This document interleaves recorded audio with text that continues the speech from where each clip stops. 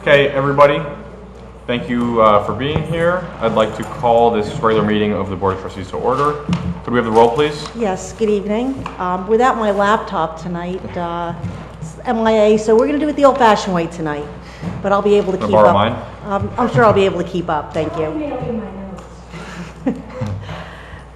Trustee Davis Ford? Here. Trustee Goldberg? Here. Trustee Gould? Here. Trustee Levinson? Here. Trustee Rosner? Here. And President Torpy? Here. Thank you. Adequate notice of this meeting was provided to the press on March 19th, 2013, in accordance with the Open Public Meetings Act. In addition, notice of this meeting was published in Village Hall, on the Village website, and has been filed in the office of the Village Clerk. Action may be taken at tonight's meeting. Thank you. And as is now our procedure for our regular meetings, in a moment I'll ask for a motion for a resolution to go into executive session, and then we'll reconvene back in our public session beginning at 8:30. Is there a motion? I move. Second. Moved by Trustee Davis Ford, seconded by Trustee Levison. Before we do vote on it, I'll just read the items that are on the agenda. Under personnel matters, salary proposals and merit pay proposals, status of the recreation operating manual, deputy administrator position, personnel investigation update, update on police disciplinary matters. Under purchase, lease, or acquisition of real property, Mary Lawn of Orange's Academy, relocation of the South Orange Rescue Squad, and 41 West 3rd Street. Under contract matters, PBA contract update, Third and Valley development update, and litigation matters, East Orange Water Commission. Alex, I have a question on the relocation of the rescue squad. I had requested it for public session, and I'm wondering why we couldn't talk about the program or very generally about what we're doing in a public forum. So maybe Steve, you can help me with that? Well, the public, you know, the need sure can be discussed in public, and I think it has been already. The notion of where and how you're going to do it, which involves the acquisition of real estate, I would think has to be in private so that we don't give an advantage to any particular property owner who may be involved.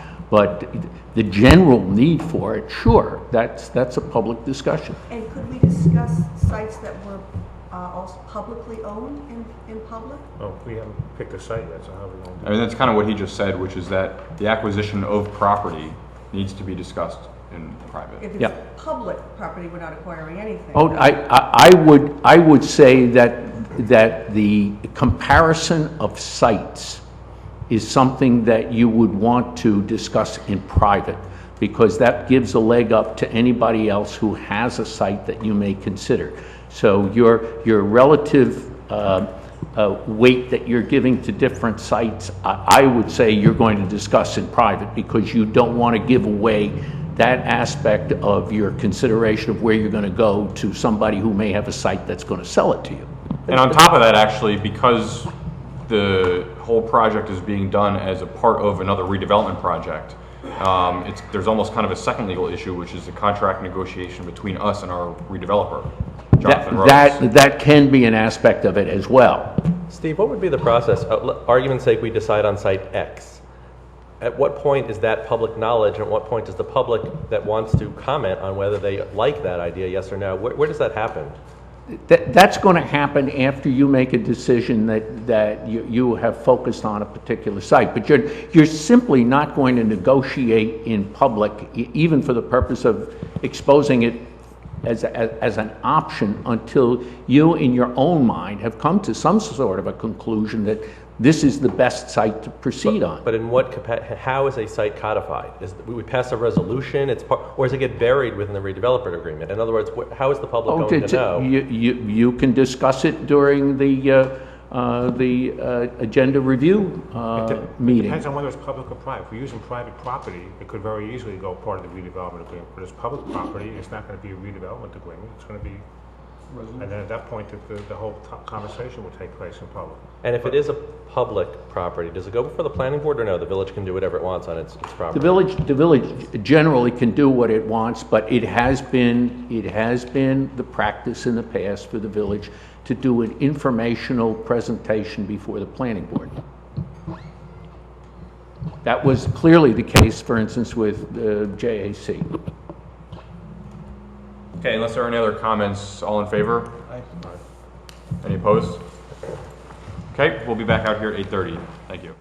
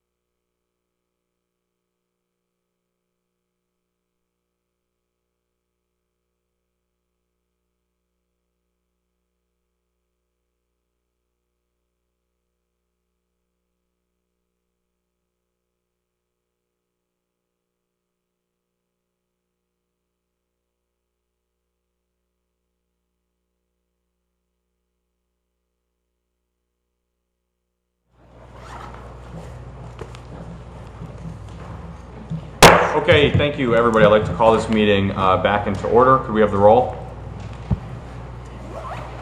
Thank you. Trustee Davis Ford. Here. Trustee Goldberg. Here. Trustee Gould. Here. Trustee Levinson. Trustee Rosner. Here. Thank you. And President Torpy. Here. Thank you. Would everybody please stand for the Pledge of Allegiance? I pledge allegiance To the flag of the United States of America, and to the republic for which it stands, one nation, under God, indivisible, with liberty and justice for all. Please stay standing.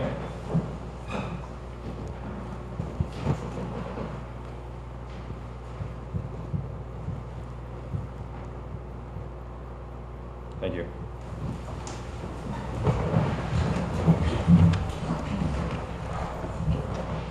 Okay, a couple quick announcements. I want to thank everybody who was at the State of the Village address, which was last Monday, and particularly thank Trustee Davis Ford, Trustee Levison, and Trustee Rosner for being there, and all the employees and volunteers that did come out.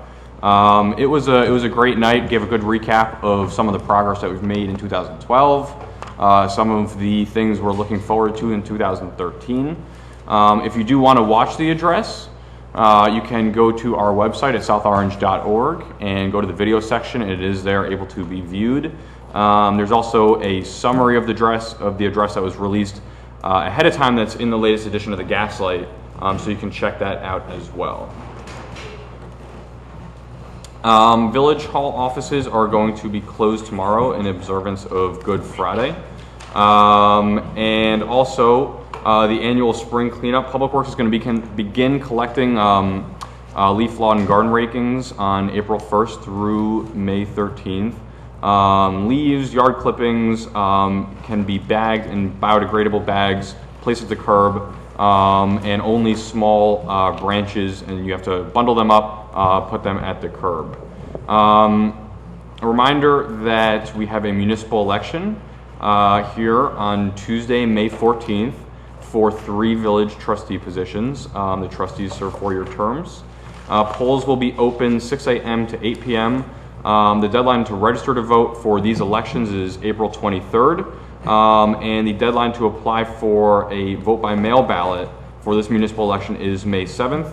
If you're interested in a little bit more information about the election, you can contact our clerk's office at clerk@southorange.org or call us here in Village Hall at 973-378-7715, extension 1.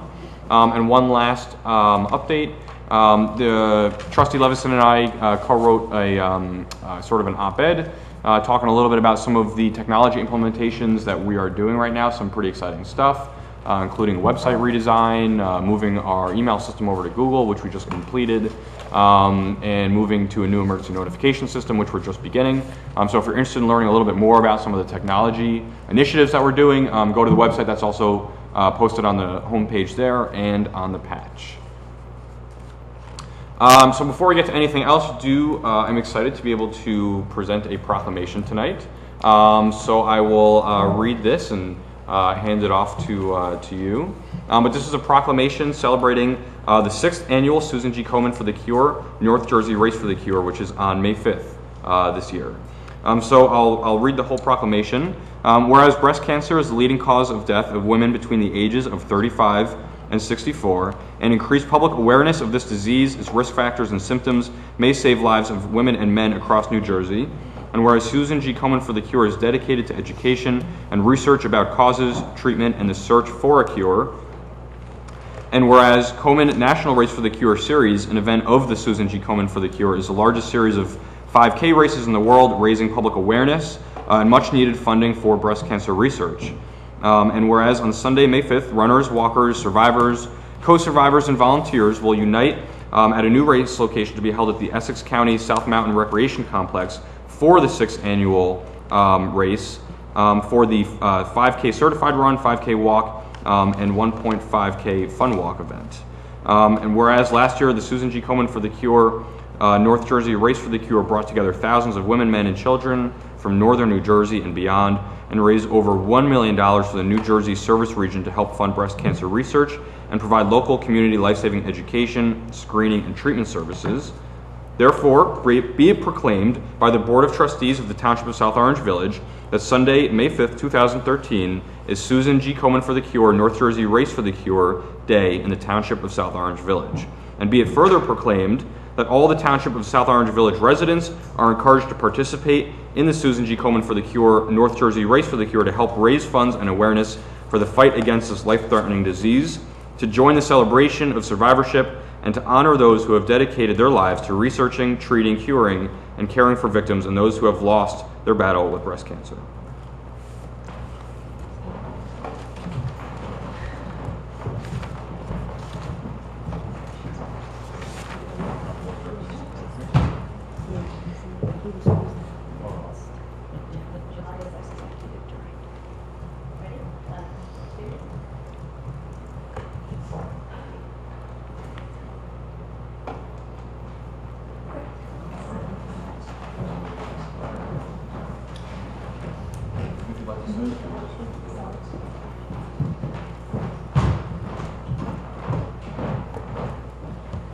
Thank you.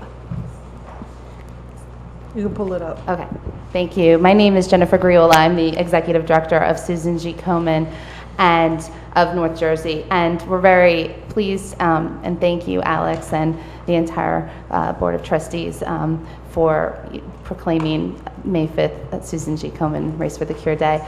75% of the money that we raise stays right here in North Jersey, funding education programs and mammograms. We did over $1.2 million this past year of those services. We really can use your support. Our funding has begun dwindling, and we pay about $125 for a mammogram, and every time $100,000 gets cut, that's a lot of women who aren't getting mammograms. The other 25%, we invest in peer-reviewed national research. Currently, there are 11 research grants right here in the state of New Jersey. So in essence, 100% of the money that is raised here stays right here in the state of New Jersey, and we're really proud of that. My grandmother died in March of last year of breast cancer, and I don't really do what I do in memory of her or for myself, but I do it for my two little girls, because really our vision is a world without breast cancer, and I want our world to be that for my daughters and for all of our daughters. Thank you. Thank you.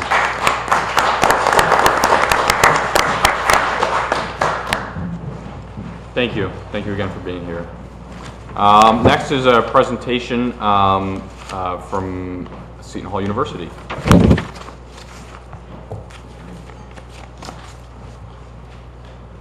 Hey, good evening. For April's updates, it's going to be a quick update. We have a nonfiction writer, Robert Sullivan, will be doing his reading from his works at 7 p.m. on April 2nd. It's part of our Poetry in the Round reading series. Public is welcome to attend, and we hope everyone does come up for that. Looking forward to this fourth performance, the Jazz in the Hall series at SOPAC. It's our faculty jazz ensemble. These guys actually have a lot of fun. It's a wonderful concert, very energetic. They also have an educational portion to it where they kind of talk about the music that they're doing. This is open to everyone as well, and SOPAC actually, it's a packed house for something like this, so it's a lot of fun. The fourth thing is April 26th is our Relay for Life. Seton Hall each year has been doing this over the last couple years, really bringing all the students together and does an overnight around the track in honor of family members and different people at Seton Hall. It's a wonderful opportunity to come out and kind of walk the track throughout the night. You don't need to stay the entire night as all the students do, but they do, a great event. They raise a lot of money, and it's a lot of fun, and so that's April 26th. Thank you very much. Thank you. At this time, I'd like to open the meeting up for public comments. If someone could just grab the list from back there. Nobody's on? Nope, then you can just come on up. It's all right, just make sure to state your name and address. Hi, my name is Richard Bell, 321 Walton Avenue, South Orange. Hi everybody, I know most of you. I just have some questions tonight. I know you talked about the relocation of the rescue squad. I know it's a sensitive issue, so I'm going to try and do this in a sensitive way. I know Mr. Rother, Steve pointed out that several sites were under consideration, and that revealing the status of a particular site might give the owners of the other sites an advantage, because he or she would know that it was out of consideration, say, or what the consideration was for it, how the BOT felt about it, or how the village felt. My question for Mr. Rother is how many, or for the BOT, how many pieces of property are under consideration? Can you say that in public, the number? Well, we'll address your concerns after everybody's gotten a chance to speak tonight. So just go through them and I'll make a note. Oh, okay. Well, I'll answer rhetorically. Say, for instance, there were 6 sites under consideration. My second question, which I know you can't answer, would be how many of these are public? You'll answer that later? Bless you. Bless. Thank you. Again, rhetorically, I would say probably 3 sites are public. I can think of 3 in town that are public. So then my question for you to answer later would be, removing one of these public sites from consideration, why would that give an advantage to somebody you're negotiating with? Because you still have the other 2 public sites to run to say, oh, well, we have these sites, we can build on them right now if we want. Why do you need 3? That would be my question. My third question is also a rhetorical one, you can answer later, is if, for instance, one of those public sites became a detriment, for instance, if it created bad publicity for you for whatever reason, or that it became public outrage for whatever reason, that wouldn't that help the people you're negotiating against? Because they would know that this site, whether it's officially not part of your consideration, that, you know, this is kind of like toxic in a certain way. So wouldn't that hurt your negotiations if that happened? Therefore, I would ask that since you're early on in your process, because as I understand, this is the first night that the BOT has even discussed it in closed session. Well, maybe not. But I know that I've been told by several members of the BOT that you're very early on, you know, that you haven't made any decisions about anything. That wouldn't it be better if one of these public sites was, well, you know the one I'm talking about. Wouldn't it be better to just eliminate that from the discussion and move on so we can all, you know, work together to, you know, find a location for the rescue squad and to make South Orange better? Now, I guess my other question, which I know you probably won't answer, is the site that you guys, I'm hoping you did a straw vote on in there. Can any of you, or would each of you, comment on your position? You don't even have to name the site. You can just say what you feel, like whether you're for it or against it. I'm opposed to the site you're suggesting. Actually, the way that we do public comments, and maybe you forgot you haven't been here in 2 months, but is if all the... I have a job, just Dale, and he asked me questions. Go ahead and make your comments, and at the end of all the public comments is typically when we address them. I would ask that at the end of public comments if each trustee would give their position, whether they're for or against. Thank you. All right, thank you.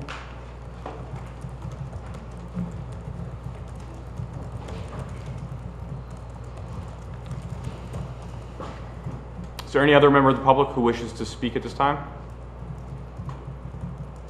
Okay. Seeing as there are no more members of the public who wish to speak, I'd like to close public comments.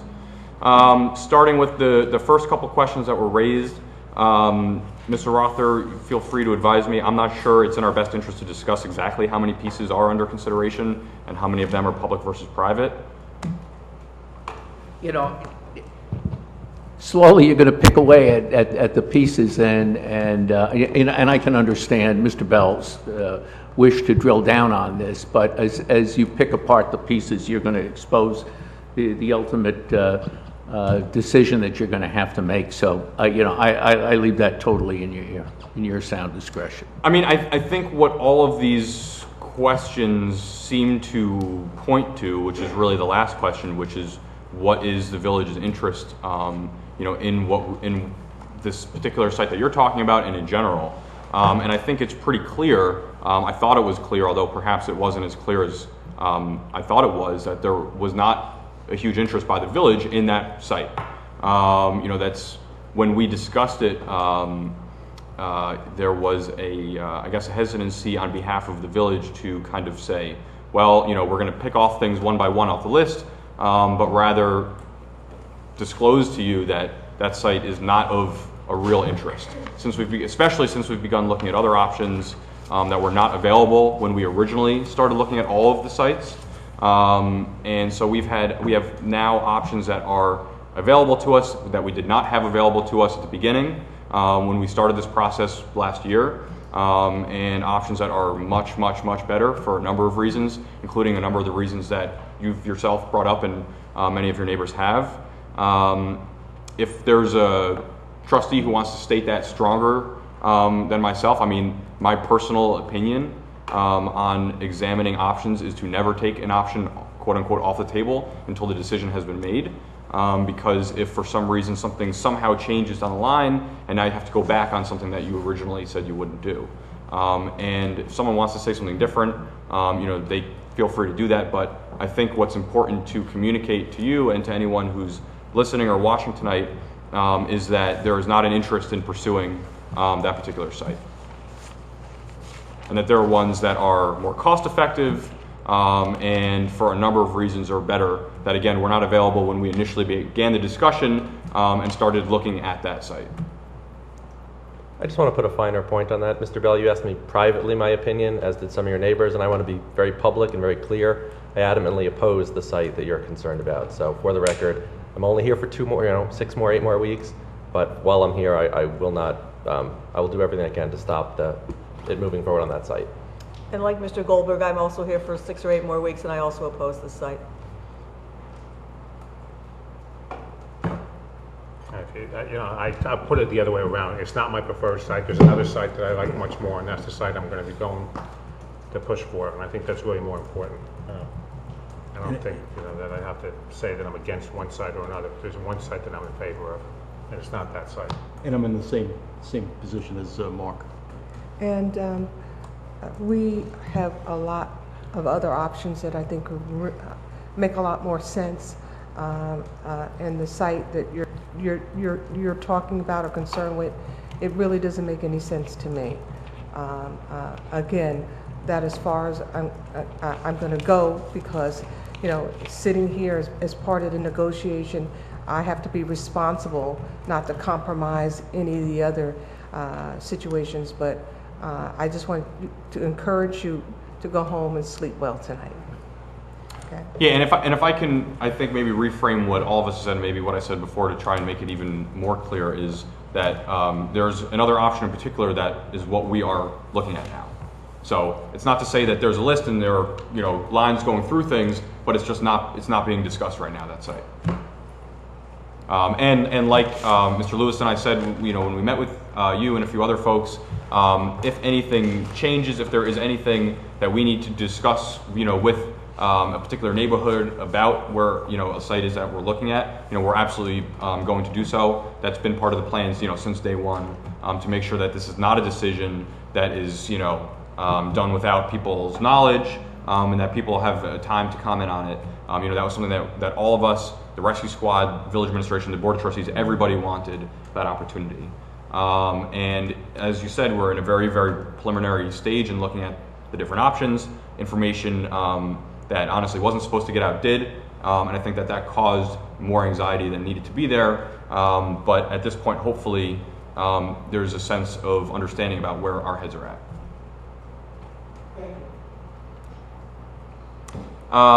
Next is the approval of minutes. First up is the February 25th, 2013 regular meeting. And that was a meeting, I believe, all of us. That's correct. Is there a motion? I move. Moved by trustee Davis Ford, Second. seconded by trustee Rosner. All in favor? Aye. Any opposed? Thank you. The next minutes are March 11th, 2013 special meeting and the subsequent March 11th, 2013 conference agenda meeting. I believe the only absent was trustee Goldberg, so everybody else can vote on these minutes. I move. Moved by trustee Levison, Second. seconded by trustee Rosner. All in favor? Aye. Any opposed? And one abstention, I assume. I abstain. Okay, thank you. We have a couple ordinances on first reading tonight. Yeah, we have one bond ordinance tonight for first reading. This is a bond ordinance authorizing capital improvements by and for the Township of South Orange Village in the County of Essex, New Jersey, appropriating an aggregate amount of $1,830,000 and authorizing the issuance of not exceeding $1,738,500 in aggregate principal amount of bonds or notes to finance part of the cost. Thank you. And the slightly more plain language explanation of that is that this is our, these are capital projects, road improvement projects, IT infrastructure projects, some improvements to technology in the police department, and these are all delineated in our 2013 capital budget. Trustee Levison, Mr. Lewis, is there anything you want to add on that? Just the explanation This of. is an effort to kind of jumpstart and get a quicker start on some of the projects, particularly some of the road projects. Some of the new roads that are added, our engineer in reviewing a pending project from last year concluded that we could enjoy some savings and economies of scale by consolidating into one project, Thorndon, and this adds in Kingsland, the Kingslands and Ridgewood and Rinda into one project, and you know, typically the larger the project, the better the value that we get.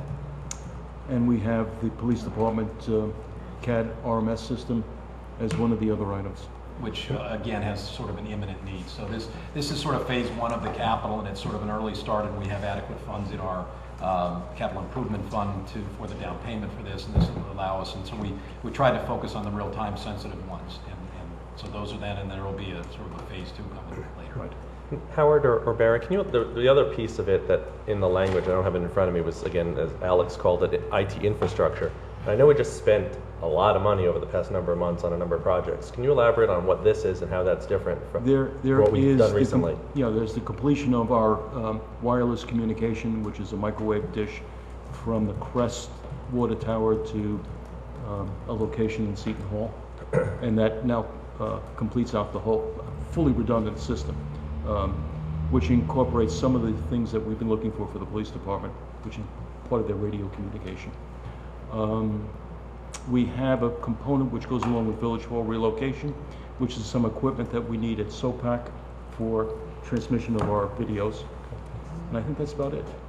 I think of the IT, and then there's the police, there's the police CAD RMS, which is in relatively dire need, and the console, which is on its last legs. The 911 console is very dated and being repaired and borderline obsolete. So. And that's different. There was another console that was replaced recently. We did a grant for not terribly long ago.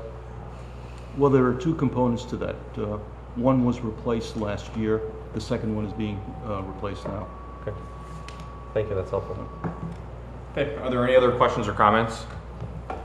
Is there a motion? Moved by trustee Levison, seconded by trustee Rosner. We have the roll, please. Thank you. Trustee Davis Ford. Yes. Trustee Goldberg. Yes. Trustee Gould. Yes. Trustee Levinson. Yes. And Trustee Rosner. Yes. Thank you. So ordinance 2013-06 has passed on first reading.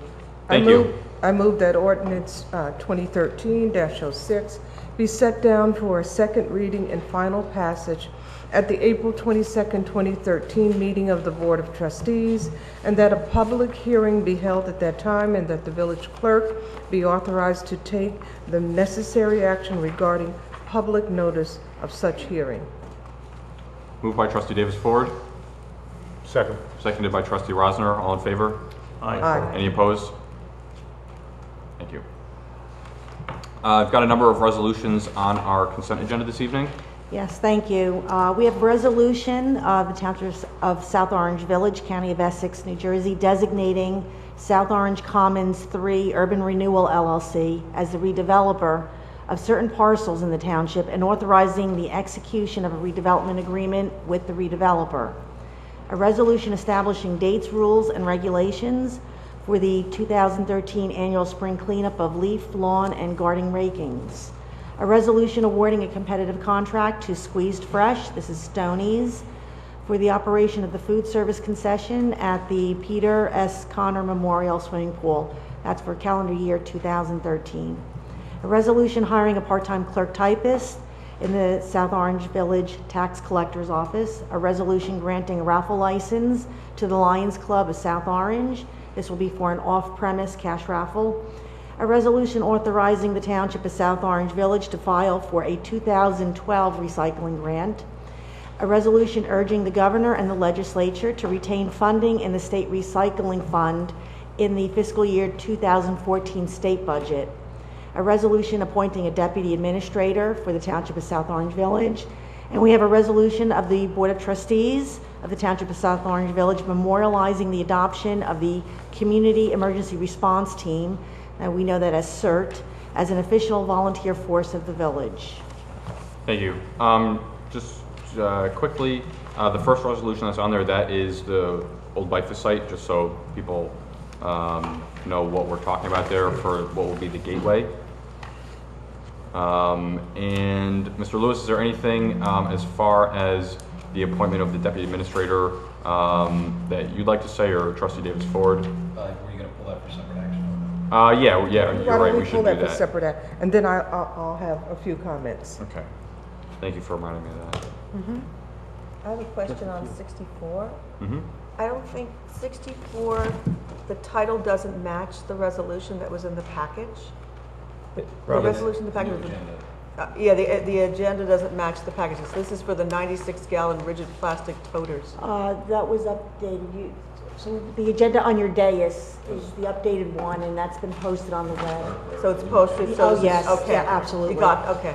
There was just a little confusion on the exact resolution that our DPW director wanted on the agenda.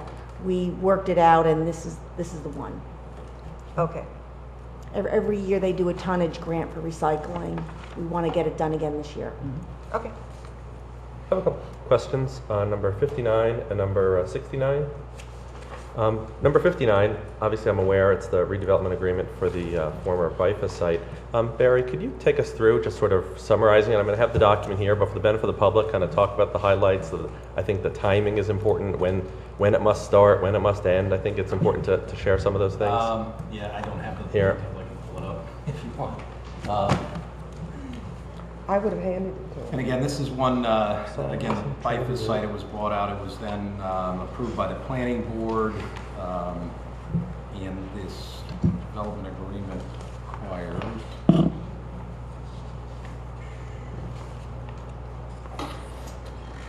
the project there'll be, from the effective date of this agreement, there's a requirement for a pre-construction meeting within 75 days. The entire project has to be completed within 30 months of the effective date, which is the effective date of this agreement. In practical terms, the developer, I know definitively the construction plans have been sent out to the DCA, have been reviewed, have been approved. He's in the process of working with our building department now. They're tentatively scheduling. The date has not been finalized, but there will be a date in the not too distant future for groundbreaking, and we anticipate construction in earnest through this summer and into the fall. The agreement provides for 30 months based on my meetings and conversations with the developer. They fully expect it to be probably half that time or potentially less. Any other specifics you need? No, thank you. Those are in my mind, the highlights. The rest of it is a lot of boilerplate legalese. The one question I did have, and I sent an email to Mr. Baumann today, but didn't get a response. The term of this document, though, is 10 years, which struck me as odd. And yes, I know the document, the agreement ceases once the project is built or once there's a default. I get that. It just seemed odd to have such a long term for something that, to your point, is supposedly only going to take 30 months. Yeah, I would defer to Mr. Baumann. I assume that's just giving a measure of protection if, something happened, the developer went south and you had to get a different one, or replacement contractor. You know, certainly we don't envision that, but I imagine that's just an added measure of protection. All right, you understand, my hesitancy, knowing the history of that site, right? No, We've seen the song before. So hopefully we're going to actually see some bricks and mortar coming up soon. Thank you. Questions on number 69. This appeared in email this week. So a resolution to memorialize the adoption of CERT as an official volunteer force. Number one, I was surprised we never saw this at public safety. I would have thought we would have gone through this. So I'm not, I can't vote on this charter because I haven't had time to read it. So I guess the question is why? Why didn't that go through our committees? I thought any of these types of, our policy is we send things through committees to work on. Well, this came up through CERT and through OEM and then to the board. So it was worked on, but not in the public safety committee, but in the OEM sphere, which is where CERT falls. So this is, so the charter, for example, is basically a standard operating procedure. For example, we don't have to do this resolution. It's just standard procedure, and it's, up to whoever's in charge of OEM to basically decide how that command structure is going to look. So as a kind of formality to ensure that everybody's saying, yes, we agree, this is a great function, a critical function, that's why this is here. So it's not creating CERT, which if that was the case, it would certainly go to the Public Safety Committee if the board is saying we're creating a new department. But really this is just saying we understand CERT is a important part of the village, understand that you guys have worked out this charter, we looked at it, looks pretty good, here's the green light. That's kind of all this is. Okay. And so one question that I did have, I just wanted to make sure, and this is probably a question for council, by doing this does not make this, there's no tax, no cost to the taxpayers. And what I mean by that, specifically, like the rescue squad is eligible for LOSAP, right? The Length of Service Award Program, or whatever it stands for. This does not make this group eligible for that as well. It's not eligible for that program. Okay, just wanted to make sure. Thank you, council. I don't have any further questions. This is as well typical in other municipalities that have CERT teams. Okay. No. Are there any other questions on anything on the consent agenda? We're pulling out 68. Yes. So we're pulling out 68. Does someone want to make a motion for the I'll consent move agenda 59 minus? through 69 minus 68. Okay, moved by trustee Rosner. How much is that at? Is there a second? Seconded by trustee Gould. Could we have the roll, please? Yes, thank you. We'll start with trustee Goldberg. Yes. Thank you. Trustee Gould. Yes. Trustee Levinson. Trustee Rosner. Yes. And go back to trustee Davis Ford. Yes. Thank you.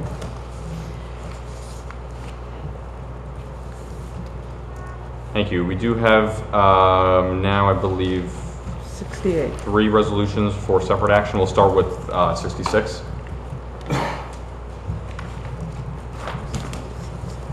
Thank you. This is a resolution authorizing appropriation transfers for the calendar year 2012 budget. Okay, Mr. Lewis, do you want to give a brief? Well, just in general, and certainly you're familiar with, but for the public, a transfer resolution is, we begin the year with a budget, which is our best estimate of what we're going to spend in all our different accounts, and inevitably during the course of the year, some do better, some need more money, and so the law allows you within the 3 months of the succeeding year to transfer monies from those accounts that didn't spend all their money to those that perhaps need a little more. So this just provides for transfers from one account that had money left over to new accounts. It doesn't impact, there's no tax impact. It's all Mostly a bookkeeping measure. Exactly. Thank you. Are there any questions? Okay, do we have a motion? Move. Moved by trustee Levison, Second. seconded by trustee Rosner. Could we have the roll, please? Yes, thank you. Trustee Gould. Yes. Trustee Levinson. Trustee Rosner. Yes. Trustee Davis Ford. Yes. And trustee Goldberg. Yes. Thank you. So resolution 2013-066 has passed. Our second resolution is 2013-067. This is the amended temporary budget resolution for calendar year 2013. Thank you. Mr. Lewis, again, do you want to give a Yeah, brief? Just in layman's terms, the state allows municipalities in anticipation of and in advance of adopting your final formal budget to authorize temporary appropriations. You are permitted to do 0.25% of the prior year appropriations to cover the first quarter. If you're going to extend beyond the quarter, then you can do a second temporary appropriation. These are not in addition to, they are ultimately are subsumed into the full budget once it's adopted, but it just provides the mechanism to pay the bills until we get that, the final budget adopted. Thank you. Are there any questions? Okay, do we have a motion? Move. Moved by trustee Levison, Second. seconded by trustee Davis Ford. Could we have the roll, please? Thank you. We'll start with trustee Levinson, Yes. trustee Rosner, Yes. trustee Davis Ford. Yes. Trustee Goldberg. Yes. And trustee Gould. Yes. Thank you. So resolution 2013-67 has also passed. Thank you. We're now going to go back to resolution 2013-068. This was removed from the consent agenda. This is the resolution appointing a deputy administrator for the Township of South Orange Village. Okay, I thought it would be really important to share the process for our selection and decision-making for an important and new position. I just want to quickly say that we have been going through the process, and as chair of the Legal and Personnel Committee, of looking with key members of the board and of the administrator how to restructure our organization so that we could improve efficiencies in support of delivering service to our residents. I would like to say that most of our employees, really all of them to some extent, are really hard workers, dedicated, and are incredible professionals. As a result of an individual leaving at the end of December, it gave us an opportunity to really look at that position and rethink the type of position and role and skill set that we would need to better support the administrator and the village as a whole. And it was determined that the best decision would be to create a new position of deputy administrator. So our process began by forming a search committee, and the members of that search committee were out of the legal personnel, trustee Levison, myself, the administrator, and our village president. The job description was created and vetted.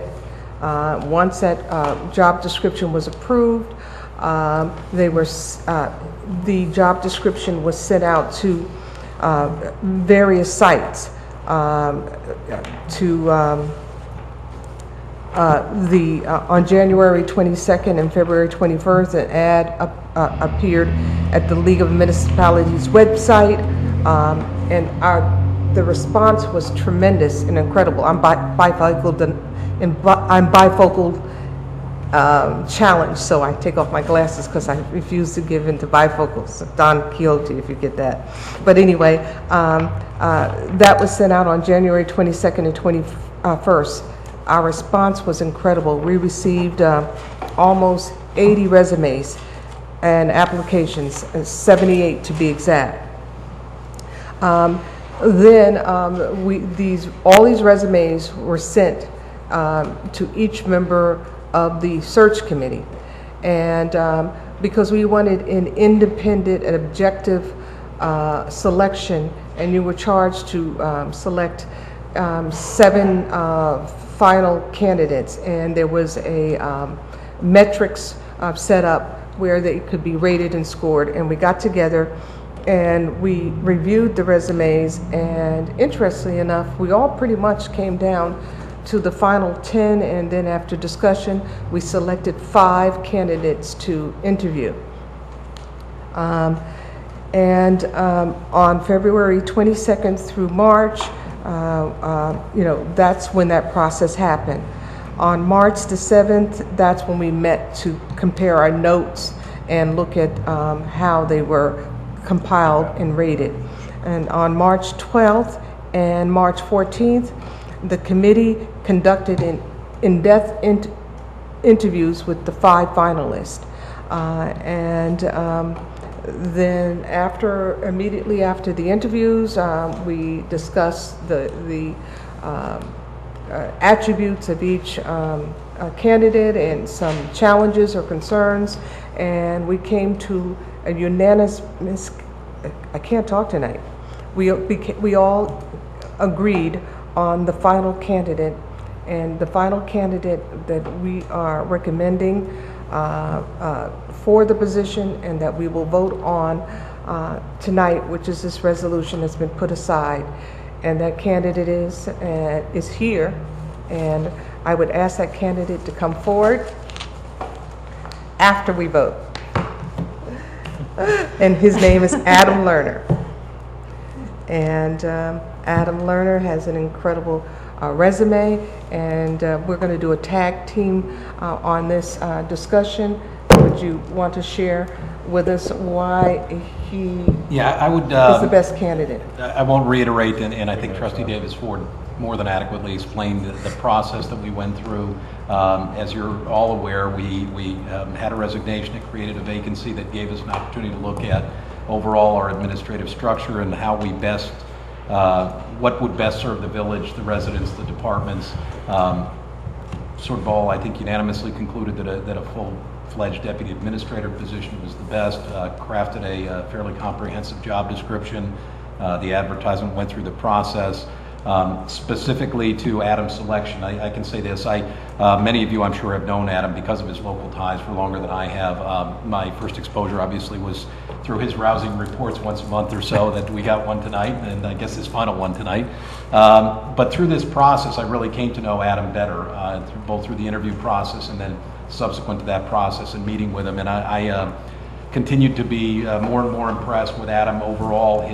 Not only his academic, his work background, his experience, his record of success and progressive growth and responsibility and positions in his current position, his desire to I think come on board. He's as excited, I think, as I am. Really looking forward to it. I think he's going to be a great fit. It's sort of the added bonus or the icing on the cake was his local connection, that he's sort of a hometown guy, and to add that to the overall package that he was already bringing to the table is really what I think cemented it. So I'm excited. I think that certainly it's going to be, I think, relatively immediate. We're going to start to see results in terms of administratively our ability to operate more efficiently, to get projects moving quicker. It's been a whirlwind since I've been here, and I'm just very excited and anxious to welcome Adam aboard. And through you, Mr. President, I'd like to move on this resolution. 1 second. Just to add on to what Trustee Davis Ford and Mr. Lewis have said, like they said, this was a pretty rigorous process, and I know this is something Mr. Lewis can certainly speak to coming in here a year ago, and I can speak to coming in here about 2 years ago. There was just a lot going on in this town. For municipalities this size, there's an incredible number of projects in the air. There's a lot of energy, not only among some of the elected officials, but some of the residents as well, who want to work on projects. Everybody has ideas. Everybody wants to work on things. This is not kind of like a ho-hum, kind of sit around and just, get the meetings done and things like that. Everyone wants to do a lot, and that takes a lot of energy to do that. And we need somebody who has that energy and, is going to, take that project and run with it. And I think we were all impressed, like Trustee Davis Ford said, with 78 resumes. A lot of people were interested in this position. I know I'm personally very excited, not only about the way that we're able to kind of reimagine our administration office a little bit with this new position, which is going to be really important for us, but also particularly for the person that hopefully will be filling that role. We're very excited about that. And so, I move. I second. Okay, so there's a motion by Trustee Davis Ford to appoint Adam Lerner, Deputy Village Administrator. And a second by Trustee Levison. We have the roll, please. Thank you. We'll start with Trustee Rosner. Yes. Thank you. Trustee Davis Ford. Absolutely, yes. Trustee Goldberg. I'm going to abstain. Trustee Gould. Yes. Trustee Levinson. Absolutely, yes. Thank you. Copycat. So we do then have a new Deputy Village Administrator. We do. Now we can come up.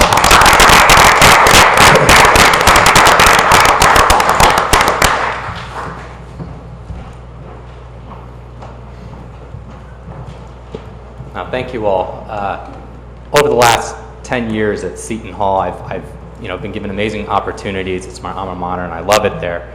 But it's also given me the opportunity to meet all of you and had the opportunity to work with you and understand a lot about South Orange. And so I'm excited that I get to continue my involvement with you. It's going to be sad to leave Seton Hall, but I'm really excited to join your team and to help South Orange really take it to the next level. So thank you. You could look kind of different now that you're going to be our new deputy administrator. It's magical. Thank Congratulations. You. Congratulations.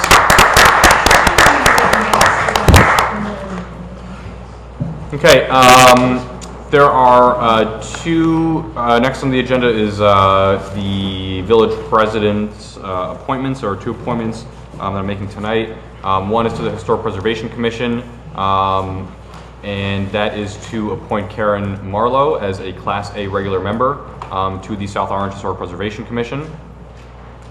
And also, the second appointment tonight is to appoint Richard Bell as a regular member of the Environmental Commission. So congratulations. Thank you. Oh, wow. You mean your wife missed me clapping for you? We thought the timing was unusual, that she walked out just before you got appointed. It's not kind of... So congratulations. I know both these residents have been longtime volunteers, so happy to welcome both of them on board in these new capacities. Next is the approval of bills. The Board of Trustees have been provided a copy of the bills list prior to the meeting for examination, and I have a couple comments, both in the Finance Committee as well as the Legal Committee. I'm going to make some recommendations based upon some of the items that I've seen in the bills list, specifically about how the bills are being processed relating to having complete contracts on file in the clerk's office, that I don't think we are processing them properly, and I hope we can set aside some policy changes that will reflect back a better way of doing this processing. Can we discuss, are you going to discuss those in finance and... Finance okay. and legal, Okay. and put it as part of our policy and procedure manual that we're putting together currently. So I move the bills list. Is there a second?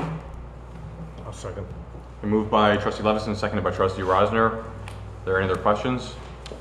Okay, have the roll, please. Thank you. Trustee Davis Ford? Yes. Trustee Goldberg? Yes. Trustee Gould? Yes. Trustee Levinson? Yes. Trustee Rosner? Yes. So our bills list has been approved. Thank you. Thank you. Next, listed on the agenda, we have a village council report, although those are mainly for our conference meetings when we give all of our reports. But since it's here, and you're here, and we're all here, is there anything that you would like to report tonight? I can quickly report on four of the matters. Sure. The East Orange Water Commission matter, and I know many residents attended our session with Karen Fell from DEP, are interested in how that's progressing. And what's happening there is we're beginning to address a consent order which will settle this matter. We're waiting for critical decisions for DEP to make that will be incorporated into that consent order. DEP had a meeting with East Orange Water Commission yesterday, and so I'm expecting very shortly to get some information about how they're resolving some of these water quality issues, both on a temporary and a permanent basis. And those matters will be rolled into the consent order to begin to settle this matter. And for anybody who wasn't at that meeting, the video is on the website.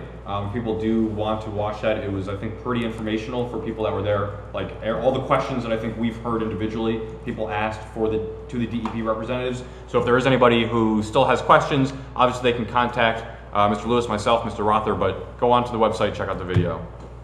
Okay. The Occidental matter, the Passaic River litigation, we have, of course, adopted a resolution to participate in the settlement. I have yet to hear how many municipalities have adopted a resolution. I expect next week to get that number. The next step is going to be a fairness hearing before the judge who's assigned to this matter, which is not expected until sometime in the fall. Next G is wending its way through discovery. The Lauren Hill matter, interesting development. Counsel for Ms. Hill prevailed upon the judge to have additional time to file a response to our motion. The judge gave them a deadline. They missed the deadline, although they did file. They filed defectively. We have filed an objection to their opposition. We're waiting to hear from the court. Thank you. At this time, I'd like to open the meeting up for our second public comment period. So if there is any member of the public who wishes to speak, please feel free to come forward. Okay, seeing as there are no members of the public who wish to speak, I'd like to close public comments. And unless there's any new business, ask for a motion to adjourn. I actually have a couple items on new business. Since it's so early and I've been traveling quite a bit and have not been able to be here, I was looking for some follow-up. I'll follow up on a couple items, if I may. First, I was looking at the village website and saw a blurb that said a budget tool is launching this week, putting all village budget data in easy-to-read visual format. Now, I've heard you discuss this, Alex, during your updates. I don't recall a discussion of the board about going out to bid on this, what the requirements are, awarding a bid, funding this. I don't recall a discussion of that, and I know I acknowledge I've not been here, but I have watched all of the videos. So perhaps we could, talk about when we can have that discussion and how's that being paid for? Well, there's no bidding process involved at all, so that answers that question. The money, I believe, as far as I understand, is it's coming out of an administration operating line. It's such a small amount, $2,000 for the. Yeah. It's an operating expense, essentially. And there would be no way to bid because there would be no other bidders. There's only one company that really does this. I just found it ironic that we're talking about a budget transparency tool and we're just not being transparent about the cost. So I just found that incredibly ironic. Well, we've been quite transparent about the costs. We've discussed them at previous meetings here. I think even meetings that you've been at. I've heard you've said this is things you want to do, but you have lots of things in your report that you say you want to do and just don't suddenly materialize. So I just... Yeah, I mean, this was one, if you paid, close attention to my reports, as you said, it's been discussed for a while. It was also discussed with the Citizens Budget Advisory Committee, also discussed in... Slide presentation. I mean, it was discussed at the State of the Village, which I know you weren't at, and there's been a discussion of the costs. There's been a discussion that we're getting a discount, about 30% on the product. I mean, we've probably talked about this in 6 or 7 meetings. Say we, you. I mean, the board hasn't discussed it. Well, I haven't heard any questions about it, so. I felt very fully informed, and I absolutely agree that budgets and things should be transparent, but at the same time, when people are given a certain amount of responsibilities and a certain level that are already in the budget for operational situations, we are a legislative body. We're not the operations or the administrative. We have oversight. But if we get down to micromanaging, we slow things down. Things can't get done, and you have to allow for the people who have the positions and responsibilities and the monies that are put in the budget specifically to do things that we have vetted and we have voted on and we have approved. See, I fundamentally disagree. Number one, we haven't approved a budget for this year. Second of all, there's been no discussion of putting this in the budget. And lastly, there's been no discussion of awarding a contract. So to your point of legislative body, we generally award contracts to vendors that are doing business with the village. And I spoke to the chair of the Citizens Budget Advisory Committee, and he told me he didn't see the value. He thought for the 10 people that were going to use it, he just didn't think it was valuable. And again, to trivialize it, it's $2,000, $3,000. I guarantee that your municipal taxes are probably $2,000 to $3,000. So, I don't think that's trivial. I think I'm not trivializing at all, because again, I was here when it was discussed and what the purpose of it is, and the benefit for this tool to allow the village to operate effectively and efficiently is a huge return on investment. And Yeah, it's a and- nominal cost in a sense of going out and bid. It would cost you more for this $2,000. If you take the hourly rate of the individuals that have to write up the bid, to bid it, and all the time that is involved and the delay to do it, and you look at the cost compared to the return on investment and what we're expecting to get out of it as far as drivers is concerned, it is totally acceptable. And it's clear, we're not hiding the $2,000 is put out. In fact, you'll be able to see it in the budget tool. Right. But at what level of detail? I mean, like, for example, the question I get asked all the time, oh, why can't we repave more streets? Our streets are in our capital budget, right? So this isn't going to reveal that type of thing.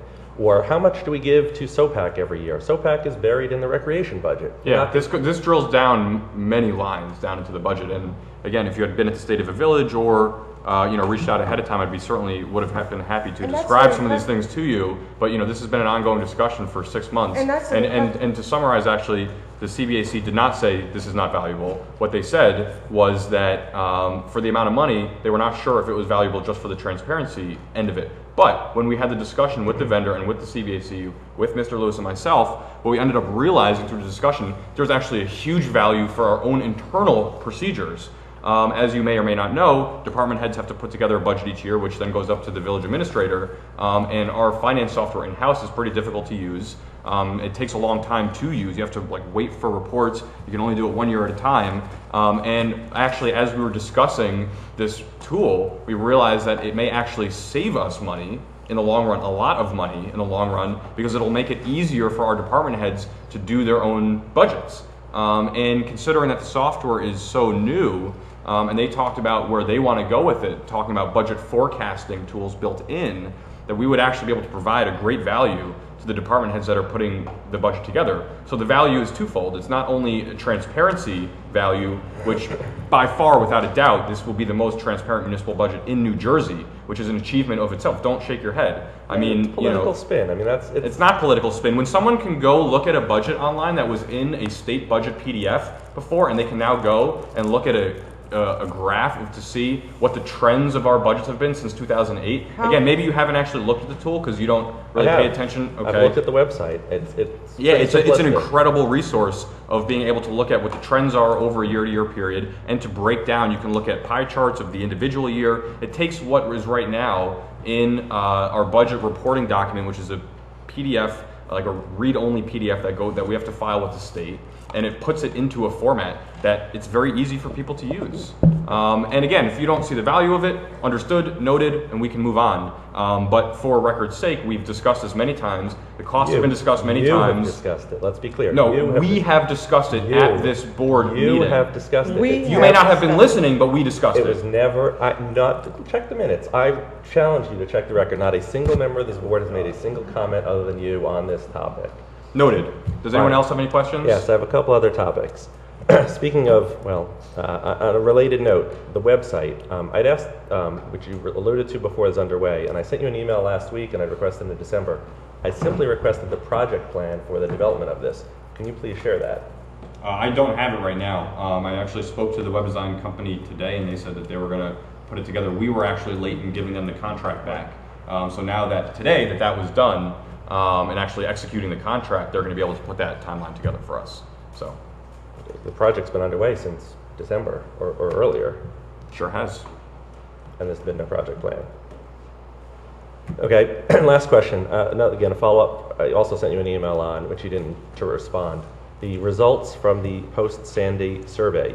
Can you please share the raw results with the full board, ASAP? The last time we talked about this, what I told you and the rest of the board was that when my report came out about Hurricane Sandy, that information would be included in that. So right, but I don't want spin. I want the raw results. I don't know what spin means. So spin means just like after Sandy, when you sent emails that you received from residents that were all positive, but you neglected to share any criticisms. I don't want spin. I want the raw results. I mean, you're sort of making things up right now. If I don't really understand what you're saying. Maybe I'm not following you. But what I've told you before, and again, You know, if you weren't listening, I apologize. Maybe I could be clearer in the future. But what I said very specifically was that the data from that was going to go into the report. I don't know what you mean by spin, but when you take data and you put it from one place and you copy it into another, I don't see how that's... I don't want a synopsis. I don't want your I didn't say there's a interpretation. synopsis. I said when you take the data and put it from one place into another... I'm simply asking for the raw results. They're subject to Oprah. If you're not going to give me the raw results, I'll submit an Oprah request. I'm simply asking for the raw results of the survey. It's that simple. Am I not clear? You are clear, and I told you the procedure by which I was going to give the board that information. And what we did make clear to people that were submitting that information is that the information that they submitted is to some degree confidential because they're putting their personal name attached with information about themselves. So you can go ahead and file the Oprah request as you've done in the past when you haven't gotten an email, you know, within an hour of sending your email, or you could wait until the proper procedure gets to take place and you'll get a full report with a ton of information, all the information you're looking for. The hurricane occurred in October. We had a meeting set up by Trustee Davis Ford the day after Thanksgiving, and here it is, 4 months later. We were supposed to have, and you laid out a very specific timeline at that meeting that we all came here on the Saturday after Thanksgiving. We were going to get a report at the end of January. It's now the end of March. We don't have a report. So I want the results. Again, I'm not interested in your report because it's going to be spin. I'm just simply asking for the raw results of the report. If you're not interested in what I can give you as the OEM coordinator, I don't think I can help you right now. Okay. Sorry. So when can I expect the results of the report, of the survey? When I give you the report. Okay. And counsel, this is subject to Oprah, yes? I have not looked at the data. I'd have to look at the data to see whether it is subject to Oprah or not. Okay. There was a big disclaimer on the front page of the survey, so. Pardon? There was a big disclaimer on the front page of the survey, said by submitting this, it is subject to Oprah. Right, and certain pieces of it may be subject to Oprah, but not necessarily the whole thing. For example, people's personal information may or may not be subject to it. That's something for the attorney to decide. I don't really understand. I have never looked at the survey, so I can't tell you that. Okay. Yeah, I'll look at the survey and I'll give you an opinion. Thank you. I have nothing further. I have something real quickly. I think it's for you, Barry. There was an email that came out from a resident, I think it was yesterday, could have been today, regarding the recycling and this was from a resident who said that they seemed to be having difficulty picking up the trash cans and getting the rubbish into the trucks. And I'm having this problem on my neighborhood as well. My Wednesday routine is put the garbage out and then the afternoon clean up the glass from the street. So they seem to be having a problem. Yeah, getting I received that email, and I'm waiting to hear back from, in a nutshell, with people to clarify, the single stream recycling, people have the toters. The trucks, per the specs, were required to be equipped to use an automated method to empty the toters. What the reports were that they were not utilizing the automated mechanism. They were trying to lift them up, as a result of which there was, I think, 2 different concerns that were raised. One, they weren't emptying completely, so that there was still stuff in the can, right. And 2, they were spilling stuff on the street. Correct. Lots of obviously, we're looking at, I don't know that the contract mandated that in every case they have to use the automated thing, and clearly if it's, we now have 3 sizes of toters, and if it's a smaller toter that only has a little bit of stuff, they presumably wouldn't use it, but certainly the contract requires them to empty them completely and does not allow them to dump stuff on the street. So I know our DPW director was meeting with the collector today, Giordano. I don't know, were you part of that meeting? Or No, but I got an update from him. Okay, I haven't spoken to him, so maybe you can.